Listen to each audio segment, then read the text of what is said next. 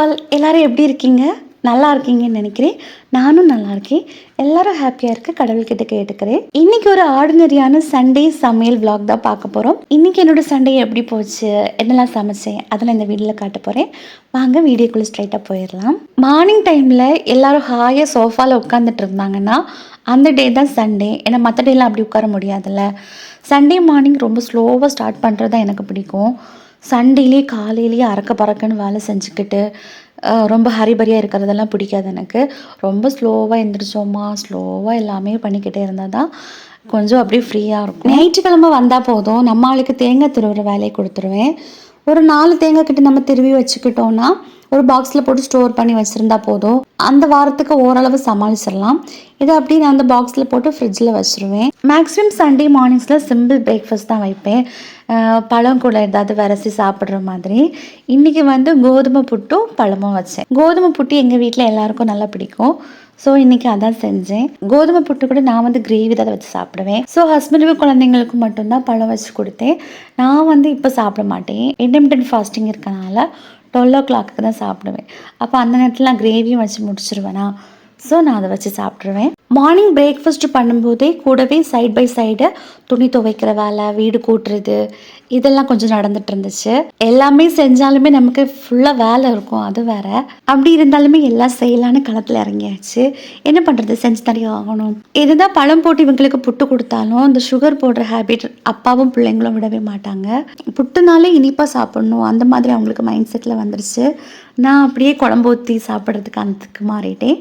எனக்கு குழம்பு இல்லாமல் முடியாது. குழந்தைங்களுக்கு புட்டு கொடுக்கும்போது அந்த மாதிரி தனியாக பழம் கொடுக்கறதுக்கு இந்த மாதிரி நம்ம விரசி கொடுத்துட்டோன்னா அவங்க ஈஸியாக சாப்பிட்ருவாங்க. இல்லைன்னா புட்டு மட்டும்தான் சாப்பிடுவாங்க, பழம் இருக்கும். അല്ലെങ്കിൽ பழம் மட்டும் சாப்பிடுவாங்க, புட்டு இருக்கும். ஸோ இந்த மாதிரி விரசி கொடுங்க ரவுண்டாட்டு. அண்ட் இது கூட பயர்லாம் சேர்த்தா நல்லாயிருக்கும். அவங்களுக்கு அது பயரும் ஈஸியாக அவங்க கன்சியூம் பண்ணிடுவாங்க. நான் சண்டே குக் பண்ணுறதுக்கு சனிக்கிழமை எந்த ஒரு ப்ரிப்ரேஷனும் பண்ண மாட்டேன். ஏன்னா ஒரு வீக் ஃபுல்லாக நம்ம பண்ணிக்கிட்டு தான் இருக்கோம்.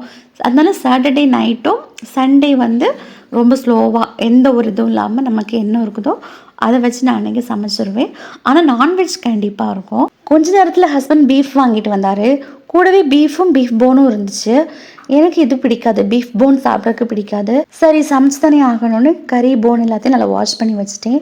சண்டேனாலே இஞ்சி பூண்டு வெங்காயம் உரிக்கிறது தான் ஹைலைட்டு. மார்னிங் தூங்கி எழும்புறப்பவே நமக்கு தோணும் இஞ்சி பூண்டு வெங்காயம் எல்லாம் இருக்கா, ஃபர்ஸ்ட் அதை உரிச்சு வச்சிடணும் அப்படின்னு. ஹவுஸ் ஒய்ஃபாக இருக்கிற எல்லாரோட நிலைமையும் அப்படிதான். யாராவது வாலண்டியராக ஹெல்ப் பண்ண வந்தாலும் பாவம் நம்மளே செஞ்சிருவோன்னு தோணும். ஏன்னா அதுகளுக்கும் கண்ணி எரியும். பிறகு அதையும் நம்ம தான் போய் செஞ்சு கொடுக்கணும். ஐயோ என்னாச்சு அப்படின்னு சொல்லிக்கிட்டு கண்ணெல்லாம் தடவி கொடுக்கணும். அதுக்கு நம்மளே செஞ்சிடலாம், என்ன பண்ணுறது. அந்த மாதிரி நம்மளை மேனுஃபேக்சர் பண்ணி விட்டுருக்காங்க கடவுள். எங்கள் வீட்டில் எல்லாருக்குமே உப்பு துண்டு சாப்பிட்றதுக்கு ரொம்ப பிடிக்கும். கறியை உப்பு இஞ்சி பூண்டு பேஸ்ட்டு போட்டு வேக வச்சுக்கிட்டு கொடுத்தா போதும், நல்லா சாப்பிடுவாங்க. எவ்வளோ வேணாலும் தகட்டாமல் சாப்பிட்ருவாங்க. கிரேவி பண்ண முன்னாடி அடிக்கடி கிச்சன் ஒவ்வொரு பீஸாக எடுத்துகிட்டு போவாங்க. அப்புறம் லன்ச் டைமில் ஒரு கேள்வி வரும், என்ன பீஸே இல்லை அப்படின்னு சொல்லிக்கிட்டு. குக்கர் என்ன அச்சே பாத்திரமா அவங்க எடுக்க எடுக்க திரும்ப திரும்ப கொடுக்கறதுக்கு. அப்புறம் இந்த எலும்பை நான் சூப் வைக்கலான்னு பிளான் பண்ணி எலும்பு குக்கரில் போட்டு இஞ்சி பூண்டு பேஸ்ட்டு உப்பு சேர்த்து ஒரு 8 விசில் வச்சு வேக வச்சுட்டேன். ஒரு பேனில் சீரகம் 1 ஸ்பூனு, சோம்பு 1 ஸ்பூன் போட்டுட்டு வெங்காயம் கொஞ்சமாக சேர்த்து வதக்கிட்டு கருவேப்பிலையும் போட்டுக்கலாம். ஒரு சின்ன தக்காளியும் சேர்த்து வதக்கிடணும்.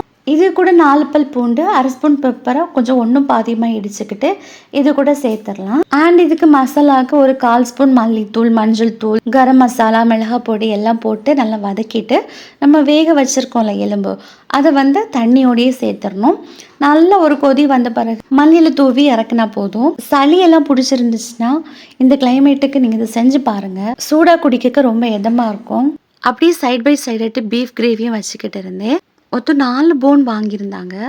அவர் சொன்னால் 2 மட்டும் நீ சூப் வச்சுக்கோ, மீதி 2 கிரேவியில் போட்டுரு அப்படின்னு சொல்லிட்டு. அப்புறம் நானும் அப்படியே போட்டுட்டேன். எனக்கு பெருசாக பிடிக்கலை, ஆனால் ஓகே சாப்பிடலாம். இது கூட நான் முட்டைக்கோஸ் பொரியல், தயிர் இந்த மாதிரி வச்சு அன்றைக்கி லஞ்ச் அப்படியே போச்சுது. என்னென்னா இந்த கிரேவியில் நல்ல கொழுப்பு இருக்குது, அந்த ஆயில் மாதிரி ஒன்று இருக்குது. அது மட்டும்தான் கொஞ்சம் இது. நம்ம ஆட்டு நல்லியெல்லாம் வாங்கும்போது டேஸ்ட்டாக இருக்கும்ல. இது என்னென்னா ஒரு ஃபேட் மாதிரி ஃபீல் ஆகுது, அது மட்டும்தான். அதனால தான் இது மேக்ஸிமம் எனக்கு பிடிக்காதது. பட் இருந்தாலும் ஓகே நல்லா தான் இருந்துச்சு. அன்றைக்கி நாங்கள் சாப்பிட்டு முடிச்சுட்டு ஈவினிங் டைமில் ஒரு ஸ்வீட் பண்ணேன். அதையும் அப்படியே நல்லா சாப்பிட்டுட்டு இருந்தாங்க எல்லாருக்கும் ரொம்ப பிடிச்சிருந்து. அது ஷார்ட்ஸில் வரும், நீங்கள் கண்டினியூவாக பாருங்கள் என்னோடய சேனலில். வீட்டுக்கிட்ட ஒருத்தவங்க இளநீ விற்றுட்டு வருவாங்க, அவங்கக்கிட்டேருந்து இந்த இளநீ வாங்கணும். அதை வாங்கி இவரே வெட்டி தந்துக்கிட்டு இருந்தார். குட்டி பையனுக்கு இளநீனா ரொம்ப பிடிக்கும். இப்போ அவனுக்கு காய்ச்சலும் வந்துச்சுல்ல, டாக்டர் வாங்கி கொடுக்க சொன்னாங்க. நாங்கள் தான் வாங்கி கொடுக்கல, ஏன்னா அவனுக்கு நல்லா சளியும் இருந்துச்சு, அதனால வாங்கி கொடுக்கல. ஒரு வாரம் காய்ச்சல் முடிச்சிட்டு அவனை வந்து நான் குளிக்கவும் வச்சுட்டேன் தண்ணி வச்சு. அதனால சார் பயங்கர குஷியில் இருக்காரு, எப்படா இளநீ கிடைக்கும் அப்படின்னு. கொஞ்ச நாளாக டைமே பத்துறதில்ல, வீட்டு வேலை, ஃபோனில் எடிட் பண்ணுறது, ஷூட் பண்ணுறது அப்படின்னு கொஞ்சம் பிஸியாகவே போயிட்டுருக்குது. ஈவினிங் டைமில் எங்கேயாவது வெளியே போகலான்னு பார்த்தோம், அதுக்கும் டைம் கிடைக்கவே இல்லை. ஈவினிங் ஒரு 5-5:30 வரைக்கும் ஃபுல்லாக வேலை இருந்துச்சு, துணி துவைக்கிறது. அப்புறம் சண்டே ஆனால் தெரியாதா, எக்கச்சக்கமாக பாத்திரம் வரும், அதையும் கழுவிக்கிட்டே இருந்தேன். போன வாரம் எதுவுமே நான் சீரியலே பார்க்கல, பாத்திரம் கழுவும்போது அதையும் போட்டு பார்த்துக்கிட்டு அப்படியே பாத்திரம் கழுவியாச்சு. ஒவ்வொரு எபிசோடும் சூப்பராக இருந்துச்சு ஐயனார் துணையில். இந்த தடவையாவது சேரனுக்கு கல்யாணம் நடக்கணும், ரொம்ப எக்ஸ்பெக்டிங்காக இருக்குது பார்க்குறதுக்கு. நெக்ஸ்ட் வீக்கு நான் நாளைக்கு காலையில் ஜியோ ஹாட்ஸ்டார்லேயே பார்த்துருவேன் அடுத்தடுத்து என்ன நடக்குதுன்னு. ரொம்ப இன்ட்ரெஸ்டிங்காக பார்க்கலாம். யாரெல்லாம் ஐயனார் துணை சீரியல் ஃபேன்ஸ்ன்னு சொல்லுங்கள். கூடவே அழகே அழகு சீரியலுக்கும் நான் ரொம்ப பெரிய ஃபேனு, வேறு லெவல் கண்டென்ட்டாக இருக்கும், சூப்பராக போயிட்டு இருக்குது. யாரெல்லாம் இந்த சீரியல்லாம் பார்க்குறீங்கன்னு கமெண்டில் சொல்லுங்கள். இப்படி தான் எங்களுக்கு சண்டே போச்சு.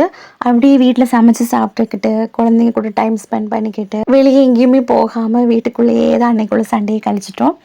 இந்த வீடியோ உங்களுக்கு பிடிச்சிருக்கும்னு நினைக்கிறேன். பிடிச்சிருந்தா லைக் அண்ட் ஷேர் பண்ணுங்கள், கமெண்ட் பண்ணுங்கள் எப்படி இருந்துச்சு அப்படின்னு சொல்லிட்டு. இது மாதிரி வீடியோஸுக்கு நம்ம சேனலை சப்ஸ்கிரைப் பண்ணி வச்சுக்கோங்க. நிறைய குக்கிங் ரெசிபீஸ், லஞ்ச் பாக்ஸ் ரெசிபீஸ்லாம் ஷார்ட்ஸில் வரும். உங்களுக்கு பிடிச்சிருந்துன்னா சப்ஸ்கிரைப் பண்ணி சப்போர்ட் பண்ணுங்கள். அவ்வளோதான். தேங்க்யூ. Take care.